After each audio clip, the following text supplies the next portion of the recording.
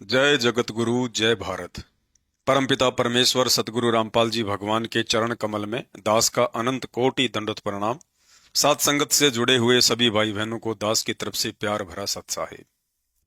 संग समाधान के एपिसोड नंबर 4 में आप सभी का हृदय से स्वागत है। आज हमारा विषय चरणा अमृत व प्रसाद को ग्रहण करने की उत्तम विधि को लेकर है। तो चलिए शुरू करते हैं संग का समाधान। जब आप प्रथम बार नामोपदेश प्राप्त करते हैं तो आपको पीने के लिए चरणा अमृत की एक छोटी सी बोतल व मखाना प्रसाद का एक पैकेट मिलता है। परंतु साध संगत से जुड़े हुए भाई बहनों को छोड़कर आज भी संत रामपाल जी भगवान की 90% संगत को इस बात की सही जानकारी नहीं है कि चरणा अमृत व प्रसाद कब और कैसे ग्रहण करना होता है। तो चलिए शंका समाधान के इस एपिसोड नंबर 4 में जानते हैं कि गुरु चरण अमृत को ग्रहण करने की उत्तम विधि क्या है। प्रतिदिन नित्य नियम का पाठ करते समय पवित्र भक्ति बोध पुस्तक के पेज नंबर 23 पर हम पढ़ते हैं कि चरणा अमृत कदाचित पावे 84 कटे लोक सिंधावे। अर्थात प्रतिदिन गुरु चरणामृत पीने से जीव के 84 लाख योनियों के फंद कट जाते हैं। नाम उपदेश के साथ ही गुरुदेव भगवान का चरणा अमृत तथा आदरणीय गरीबदास जी महाराज जी के द्वारा लिखवाए गए सूक्ष्म वेद अमर ग्रंथ के पाठ की शब्द शक्ति युक्त मखाना प्रसाद हमें प्रतिदिन प्रसाद रूप में ग्रहण करने के लिए दिया जाता है।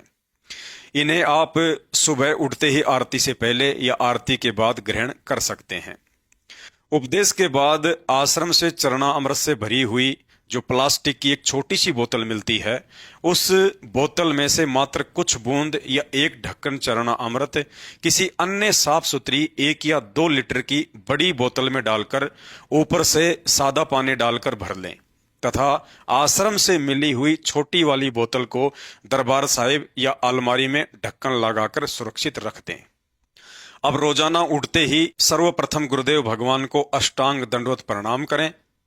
उसके बाद एक छोटा कप या गिलास लेकर चरणा अमृत की बड़ी वाली बोतल में से उसे आधा भर लें। अब उस कप या गिलास को दोनों हाथों से पकड़कर जमीन पर घुटनों के बल बैठ जाएं तथा गुरुदेव भगवान से यह प्रार्थना करते हुए कि हे परमपिता परमेश्वर, आपके चरणों का अमृतपान इस दास को यूं ही मिलता रहे। दास के अंतःकरण में विनम्रता व आधीनता प्रवेश करने की दया करें। इस तरह प्रार्थना करते हुए तथा अपने गुरुदेव भगवान को ही इष्ट रूप में मानकर चरणा अमृत के कप को होठों से लगाकर एक बार में ही पूरा ग्रहण कर लें।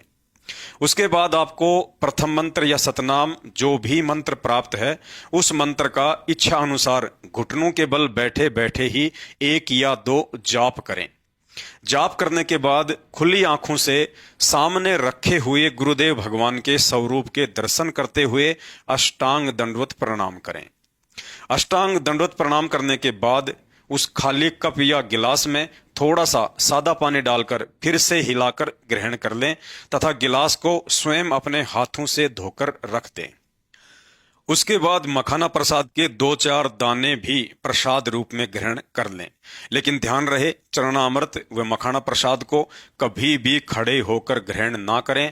ऐसा करने से प्रसाद का अनादर होता है। भाई और बहनों, मखाना प्रसाद को आप जी दिन में तीनों समय की आरती के बाद में थोड़ा थोड़ा अवश्य लें, जबकि चरणा अमृत को केवल सुबह के समय ही लेना है।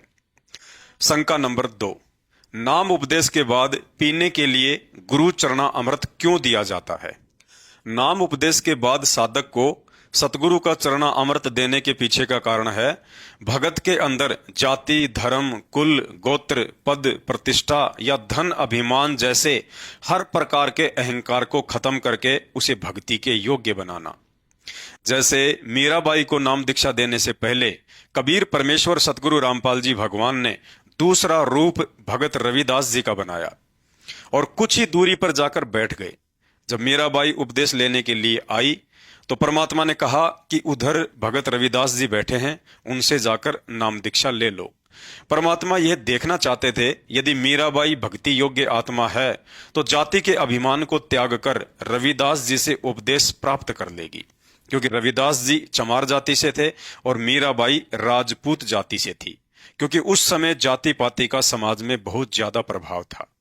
उपदेश से पहले रविदास रूप में कबीर परमात्मा सतगुरु रामपाल जी भगवान ने कहा कि मीराबाई, सोच समझकर उपदेश लेना। मैं चमार जाति से हूं और आप ठाकुरों की लड़की हो। कल को समाज बहुत कुछ बातें सुनाएगा और यदि उपदेश लेने के बाद अपने गुरुजी के मन में जरा सा भी दोष उत्पन्न हो गया तो सारी भक्ति कमाई नष्ट हो जाती है। मीराबाई ने कहा कि आज से आप मेरे पिता और मैं आपकी बेटी। भाड़ में जाए समाज, मुझे आत्म कल्याण करवाना है। तब रविदास रूप में परमेश्वर सतगुरु रामपाल जी भगवान प्रसन्न हुए और मीराबाई जी को उपदेश दिया। ठीक इसी तरह भगत के अंदर से जात पात, धर्म, कुल, गोत्र, पद प्रतिष्ठा व धन अभिमान आदि के अहंकार को समाप्त करने व भगत की अपने गुरुजी के प्रति सच्ची श्रद्धा चेक करने के लिए नाम उपदेश के बाद गुरुदेव भगवान के चरणों के ऊपर से जल डालकर उसे एक बोतल में बंद करके भगत को प्रतिदिन पीने के लिए दिया जाता है। यदि भगत भक्ति अधिकारी जीव होगा तो उस जल को अमृत समझकर रोजाना ग्रहण करके अपने आत्म कल्याण की तरफ आगे बढ़ेगा। अन्यथा मन में यह दोष पैदा करके भक्ति से दूर हो जाएगा कि मैं तो जाति से ब्राह्मण या बनिया हूं और गुरुजी तो जाट जाति से हैं और मैं सर्वश्रेष्ठ जाति से होकर भला एक जाट संत के चरणों का जल कैसे पी सकता हूं। आदरणीय गरीबदास जी महाराज अपनी वाणी में कहते हैं, गुरु को मानुष जो जाने और करे चरणा अमृत को भी पान, ते नर नरक में जाएंगे युग युग बने समान। अर्थात गुरुजी को अपने जैसा सामान्य व्यक्ति या संत समझकर चरणा अमृत ग्रहण करने वाला भगत या भगतमती भक्ति करते करते भी मरने के उपरांत नरक में तथा उसके बाद कुत्ते की योनि प्राप्त करते हैं। अतः चरणा अमृत अवश्य लें, परंतु हृदय से अपने गुरुदेव को ही एकमात्र पूर्ण ब्रह्म कबीर परमात्मा स्वीकार करके कि इनके अलावा और दूसरा कोई कबीर भगवान नहीं है। शंका नंबर 14, गुरुदेव भगवान का चरणा अमृत और मखाना प्रसाद किसी अन्य अनुपदेशी व्यक्ति को भी दिया जा सकता है या नहीं? गुरुदेव भगवान के आदेश अनुसार प्रसाद और चरणामृत केवल उपदेशी भगत भाई बहन ही ग्रहण कर सकते हैं। अनुपदेशी को प्रसाद व चरणा अमृत नहीं देना है। एक समय की बात है, एक उपदेशी बहन ने अपने पड़ोसी के बच्चे को प्रसाद दे दिया। कुछ ही देर बाद बच्चा बेहोश होकर गिर गया, परंतु 10 मिनट के बाद पुनः होश में आ गया। आसपास के सभी लोग उस बहन को बुरा भला कहने लगे और साथ में गुरुदेव भगवान की भी निंदा करने लगे। कुछ दिनों बाद आश्रम में जाकर बहन ने गुरुदेव भगवान को ये सारी घटना बताई तो गुरुदेव ने समझाया कि बेटा, इस प्रसाद में परमात्मा की अखंड वाणियों से शब्द शक्ति प्रकट हो जाती है। जिस बच्चे को आपने ये प्रसाद खिलाया था उसमें पहले से ही कोई प्रेत आत्मा विद्यमान थी। प्रसाद शरीर के अंदर जाते ही सूक्ष्म रूप में प्रेत के ऊपर शब्द की चोट पड़नी शुरू हो गई और वह बाहर निकलने का प्रयास करने लगा। इस प्रक्रिया में बच्चा बेहोश हो गया था। उस दिन के बाद से गुरुदेव भगवान ने सारी संगत को यह आदेश दिया कि प्रसाद और चरणा अमृत किसी भी अनुपदेशी व्यक्ति को नहीं देना है, अन्यथा आप भी मुसीबत में आ जाओगे और आपके गुरुदेव को भी लोग भला बुरा कहेंगे। शंका नंबर 15, क्या उपदेशी भगत अपने छोटे छोटे अनुपदेशी बच्चों को प्रसाद और चरणा अमृत पिला सकते हैं? ज्ञान आधार कहता है, यदि आप उपदेशी हैं और आपका बच्चा या बच्ची 3 वर्ष या उससे कम उम्र का है तो प्रसाद और चरणामृत पिला सकते हैं। जब बच्चा 3 वर्ष से ऊपर का हो जाए तो गुरु आदेश अनुसार उसे तुरंत ही उपदेश दिलवा कर ही चरणामृत और प्रसाद देना चाहिए। शंका नंबर 16, क्या उपदेशी माता पिता के छोटे छोटे अनुपदेशी बच्चे भी आरती और मंत्र जाप कर सकते हैं?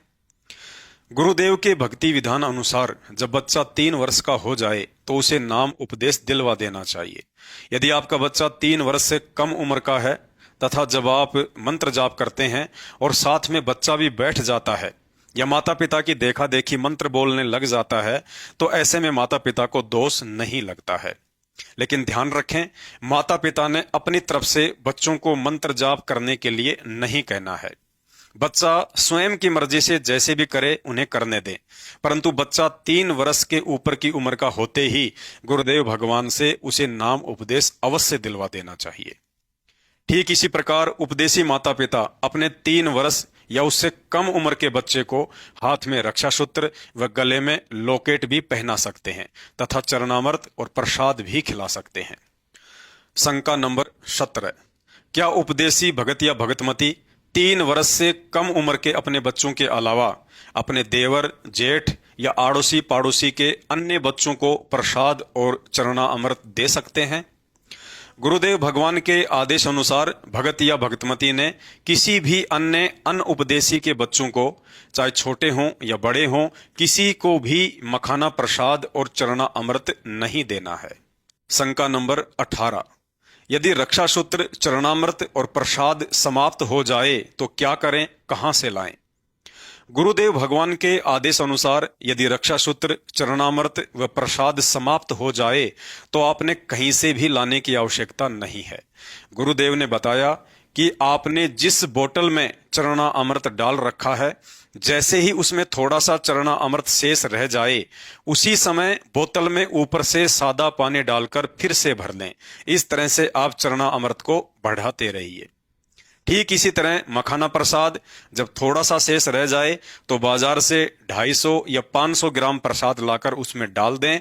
ऊपर से डाला गया प्रसाद अंदर बचे थोड़े से प्रसाद के संपर्क में आते ही शब्द शक्ति से चार्ज हो जाता है, क्योंकि भक्ति मार्ग में जैसा गुरुदेव भगवान ने कह दिया वैसा ही हो जाता है। इसी तरह जब रक्षा सूत्र खत्म होने वाला हो तो उससे पहले ही बाजार से रक्षा सूत्र खरीदकर उसे पहले से बचे हुए रक्षा सूत्र से टच करके काम में ले सकते हैं। अर्थात बाजार से लाया हुआ नया वाला रक्षा सूत्र पुराने वाले रक्षा सूत्र से टच करते ही शब्द शक्ति से चार्ज हो जाता है। जिस तरह पारस के छोटे से टुकड़े से यदि 10 टन लोहा भी टच कर दिया जाए तो वह सारा ही लोहा सोना बन जाता है, जबकि गुरुदेव भगवान का आदेश तो पारस से भी असंख्य गुना अधिक प्रभावी है, क्योंकि संत वचन पलटे नहीं, चाहे पलट जाए ब्रह्मांड। शंका नंबर 19, यदि रक्षा सूत्र पुराना हो जाए, टूट जाए या गुरुदेव भगवान की तस्वीर खराब हो जाए, गीली हो जाए या फट जाए तो उनका क्या करें? गुरुदेव भगवान ने बताया कि ऐसी स्थिति में रक्षा सूत्र या अपने गुरुदेव भगवान की तस्वीरों को कहीं भी डाल देने से उनका अनादर होता है। अतः ऐसी स्थिति में रक्षा सूत्र तथा तस्वीरों को घी लगाकर किसी पात्र या साफ सुथरी जगह पर रखकर अग्नि में सवा कर देना चाहिए तथा बची हुई राख को जमीन में गड्ढा खोदकर दबा दें या किसी नदी या नहर के बहते हुए पानी में जल प्रवाह कर दें। तो शंका समाधान में आज केवल इतना ही। शंका समाधान के और अधिक वीडियो देखने के लिए हमारे Facebook page Pawan Das is live Manav Dharmi Pawan दास को फॉलो करें। वीडियो अच्छा लगे तो शेयर करें। बंदी छोड़ सतगुरु रामपाल जी भगवान की जय हो।